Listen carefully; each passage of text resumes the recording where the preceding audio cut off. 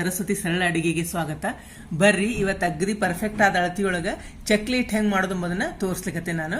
ಈಗೇನದ ಶ್ರಾವಣ ಮಾಸ ಸ್ಟಾರ್ಟ್ ಆಗ್ತದಂದ್ರೆ, ಚಾತುರ್ಮಾಸ ಚಲೋ ಆತಂದ್ರೆ ನಮಗೆ ಶ್ರಾವಣ ಹಬ್ಬಗಳು ಸಾಲ ಬರ್ತಾವ. ಅಗ್ರಿ ದೀಪಾವಳಿವರೆಗೂ ಏನದ ಹಬ್ಬ ಬೇಕಾದಷ್ಟು ಇರ್ತಾವ.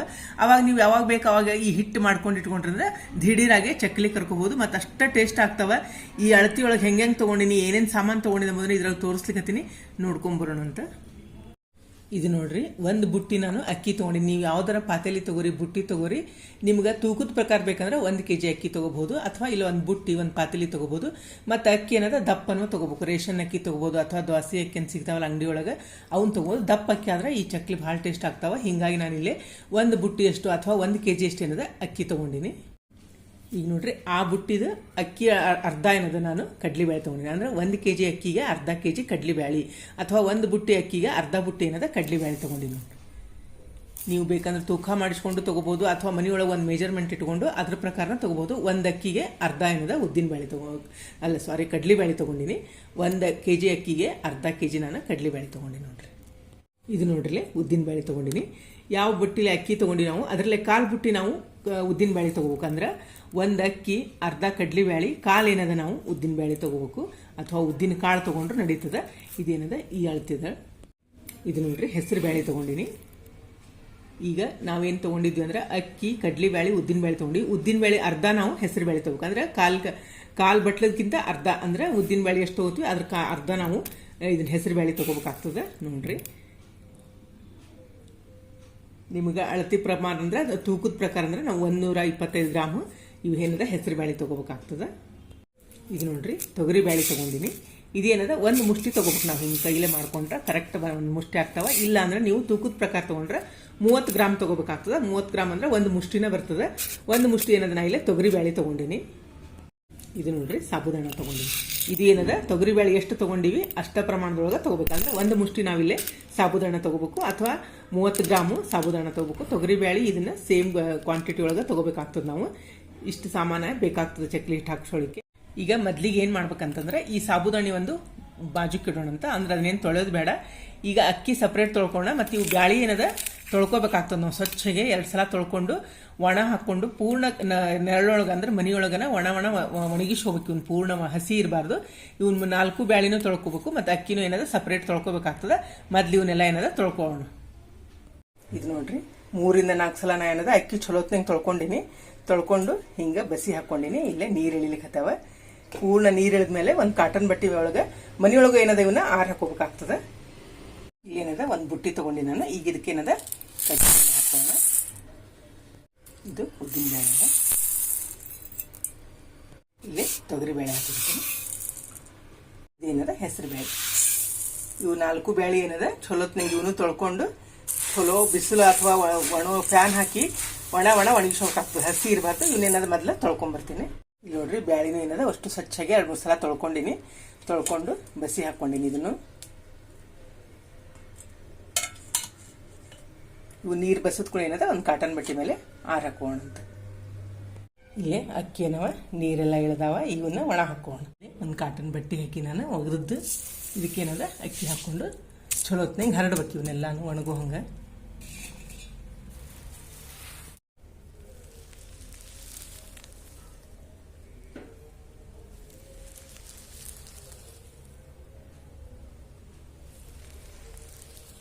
ಇವು ನೋಡ್ರಿ, ಅಕ್ಕಿ ಏನದ ಹಿಂಗೆ ಚಲೋತ್ನಂಗೆ ತೆಳ್ಳಗಾಗಿ ಆರು ಹಾಕೊಂಡ್ರೆ ಜಲ್ದಿ ಒಣಗ್ತಾವ.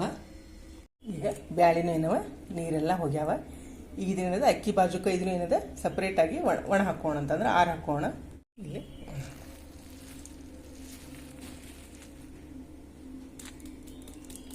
ನೋಡ್ರಿ, ಬ್ಯಾಳಿ ಎಲ್ಲ ಏನದ ಚಂದಾಗಿ ಹರಡ್ಕೊಂಡಿನಿ ನಾನು. ಹೊರಗೆ ಬಿಸಿಲು ವಾತಾವರಣ ಇತ್ತಂದ್ರೆ ಜಲ್ದಿ ಒಣಗ್ತಾವ. ಇದ್ರ ಫ್ಯಾನ್ ಹಾಕಿನೂ ಏನದ ಭಾಳ ಚಲೋ ಒಣಗಿಸ್ಬೇಕು. ಇವನ್ ಹಸಿ ಇರಬಾರ್ದಷ್ಟ. ಇವನೇನದ ಒಣಗ್ಲಿಕ್ಕೆ ಬಿಡೋಣಂತ.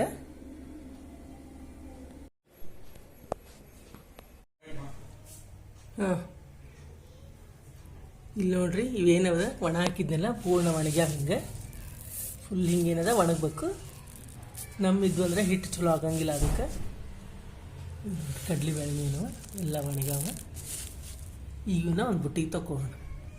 ಇಲ್ಲಿ ನೋಡ್ರಿ ನಾ ಏನದ ಇವನ್ನ ಬುಟ್ಟಿಗೆ ತಕೊಂಡಿನಿ. ಹಿಂಗೆ ಒಣಗ್ಯಾವು ಅಂದ್ರೆ ಇವ್ನ ಬೇರೆ ಬೇರೆನ ತಕ್ಕೋಬೇಕು, ಅಕ್ಕಿ ಮತ್ತು ಬ್ಯಾಳಿನ.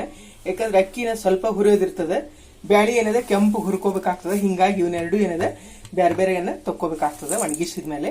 ಈಗ ಇವನ್ನ ಹುರ್ಕೋಣ ಎಲ್ಲಾನು. ಇಲ್ಲಿ ನೋಡ್ರಿ ನಾನು ಗ್ಯಾಸ್ ಹೊತ್ತಿಸಿ ಒಂದು ಬಾಳ್ನಿ ಇಟ್ಕೊಂಡ್ರೆ ಸ್ವಲ್ಪ ದಪ್ಪ ತಳದಿದ್ರೆ ಚಲೋ ಆಗ್ತದೆ. ಇದಕ್ಕೇನದ ನಾವು ಮೊದ್ಲಿಗೆ ಈ ಕಡ್ಲಿ ಬ್ಯಾಳಿ ಅದೇನದ ಇವನ್ನ ಹಾಕೋಣ. ಎರಡು ಒಮ್ಮೆಲೆ ಹುರ್ಕೋಬಾರ್ದು, ಯಾಕಂದ್ರೆ ಇವನ್ನ ಕೆಂಪಾಗಿ ಹುರ್ಕೋಬೇಕಾಗ್ತದೆ. ಕಡ್ಲಿ ಬ್ಯಾಳಿ ಉದ್ದಿನ ಬ್ಯಾಳಿ ಎಲ್ಲಾನು. ಅಕ್ಕಿ ಏನದ ಸ್ವಲ್ಪ ಬೆಚ್ಚಗೆ ಮಾಡ್ಕೋಬೇಕಾಗ್ತದೆ, ಅದಕ್ಕೆ ಸಪರೇಟ್ ಆಗಿ ಏನದ ಇವನ್ನ ಹುರ್ಕೋಬೇಕು. ಈಗ ಚಲೋ ಹೊತ್ತಿನಂಗೆ ಇವನ್ನ ಸಣ್ಣ ಉರಿ ಒಳಗ ಕೆಂಪಗ ಹುರ್ಕೋಣ ಅಂತ. ಇಲ್ಲೇ ಕಡ್ಲಿ ಬ್ಯಾಳಿ ನೋಡ್ರಿ ಕಲರ್ ಚೇಂಜ್ ಆಗ್ಲಿಕ್ಕತ್ತಾವ, ಸ್ವಲ್ಪ ಕೆಂಪಾಗ್ಲಿಕ್ಕತ್ತಾವ. ಈಗೇನದ ಅದಕ್ಕೆ ಒಂದ್ ಮುಷ್ಟಿ ಅಷ್ಟು ನಾ ಏನಿದೆ ಸಾಬುದಾನಿ ತೊಗೊಂಡಿದ್ದಿಲ್ಲ, ಇವನೇನ್ ತೊಳೆದ್ ಹಾಕಿಲ್ಲ. ಈಗ ಇದ್ರೊಳಗೆ ಹಾಕೊಂಡು ಇವನು ಏನಿದೆ ಚಲೋ ಹೊತ್ನಂಗೆ ಇದ್ರ ಜೊತೆ ಹುರ್ಕೋಣ ಅಂತ.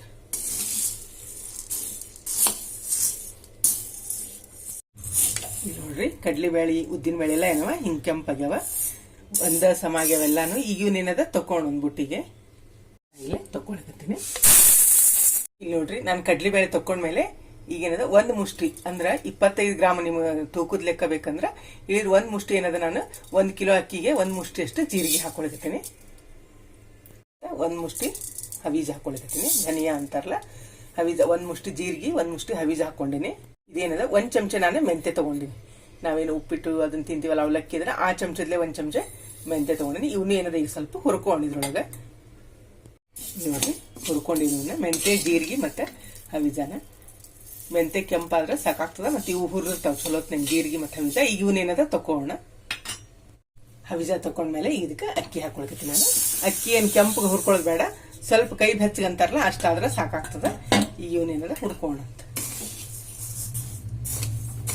ನೋಡ್ರಿ ಅಕ್ಕಿನೂ ಹುರಿದಾವ, ಇಷ್ಟ ಆದ್ರೆ ಸಾಕಾಗ್ತದ. ಭಾಳ ಕೆಂಪು ಮಾಡ್ಕೊಳ್ಳೋದೇನು ಬೇಡ, ಇವನ್ನ ಸ್ವಲ್ಪ ಇಷ್ಟು ಬೆಚ್ಚಗಿದ್ರೆ ಸಾಕು.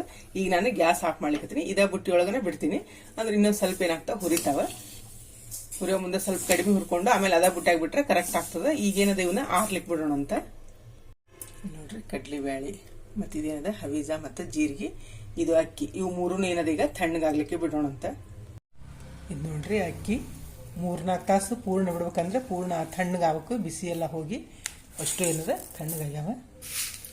ಇವು ನೀರು ಮೂರು ಮಿಕ್ಸ್ ಮಾಡ್ಕೋಣ. ಅಂದ್ರೆ ಮನೆಯೊಳಗೆ ಮಿಕ್ಸರ್ಗೆ ಹಾಕಿದ್ರೆ ಹಿಟ್ಟು ಸ್ವಲ್ಪ ಉರುಟು ಬರ್ತದೆ. ನೀವು ಗಿರಣಿಗೆ ಹಾಕ್ಸಿದ್ರೆ ಏನಾಗ್ತದೆ ಚಲೋ ಆಗ್ತದೆ ಹಿಟ್ಟು. ಅಷ್ಟು ಸೇರಿಸಿ ಇವನೇನದ ಗಿರಣಿಗೆ ಹಾಕ್ಸ್ಕೊಂಬರೋಣ ಈಗ.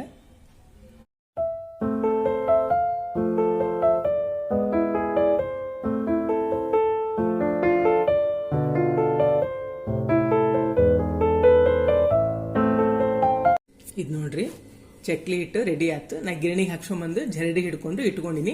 ಹಿಂಗೆ ಮಾಡಿ ಇಟ್ಕೊಂಡ್ರೆ ನೀವು 6-8 ತಿಂಗಳಿಗೆ ಹಿಟ್ಟು ಆರಾಮ್ ಇಟ್ಕೋಬಹುದು. ಮತ್ತೆ ಈಗೇನದ ಚಾತುರ್ಮಾಸದೊಳಗೆ ಹಬ್ಬ ಎಲ್ಲ ಬಂದೇ ಬರ್ತಾವ ಸಾಲಾಗಿ. ನಿಮ್ಗೆ ಯಾವಾಗ ಬೇಕು ಅವಾಗ ಚಕ್ಲಿನ ಆರಾಮ್ ಕರ್ಕೋಬಹುದು. ಈ ಚಕ್ಲಿ ಹೆಂಗೆ ಕರೆಯೋದು, ಇದಕ್ಕೆ ಅಳತಿ ಪ್ರಮಾಣ ಹೆಂಗೆ ನೀರು ಹಾಕೋದು ಅನ್ನೋದನ್ನ ನಾ ಮುಂದಿನ ನೋಡಿದ್ರೆ ನಿಮ್ಗೆ ತೋರಿಸ್ತೀನಿ. ಈ ವಿಡಿಯೋ ನಿಮಗೂ ಎಲ್ಲ ಇಷ್ಟ ಆಗಿದೆ ಅನ್ಕೊಂಡಿನಿ. ಮತ್ತೊಂದು ಸಾಂಪ್ರದಾಯಿಕ ಅಡಿಗೆಯೊಂದಿಗೆ ಭೇಟಿಯಾಗೋಣ. ಶ್ರೀರಾಮ ಸಮರ್ಥ.